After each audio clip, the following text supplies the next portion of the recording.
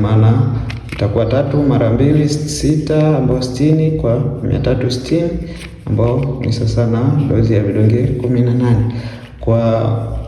kwa kilo 35 and above ambao ni miaka 12 na kuendelea. Ina maana itakuwa ni 80 ambao ukichukua 4 mara 20 80, 120 mara 4 ambao utapata 480 mg ambao itaenda kwa vidonge 24.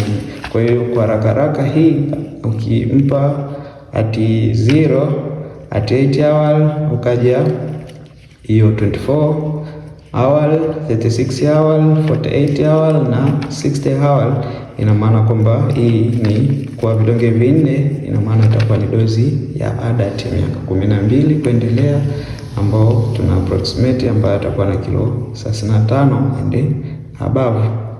Sasa hii kuna aina nyingine ya dawa, of course ni kidonge kimoja, lakini katika kidonge kimoja ukiangalia vizuri utaona kwamba artemether ni 80 mg na lumefantrine ni 480 mg. Kwa hiyo almost hii ni dose ya adult kilo 35 na kuendelea.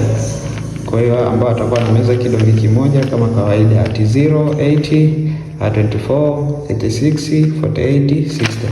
Lakini ukiangalia hiki unaona kwamba ni kidonge kimoja, lakini ni artemether ni 20 mg na lumefantrine ni 120 mg. Kwa hiyo kwa kidonge kimoja tu tayari ina maana ni dozi kwa kilo 5 mpaka 15. Sasa side effect za hizi ALO, kwanza kuna headache, unaweza feel dizziness, nausea na vomiting, abdominal pain na loss of appetite.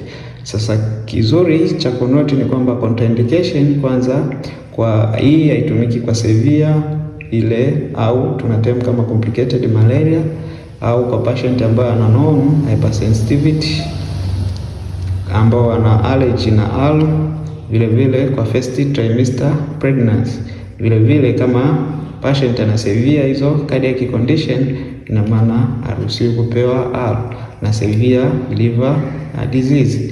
Sasa na kuna baadhi ya patient ambayo inabidi utumie kwa precaution, kwa mfano second na third trimester pregnancy, na maana yake huyo inabidi utumie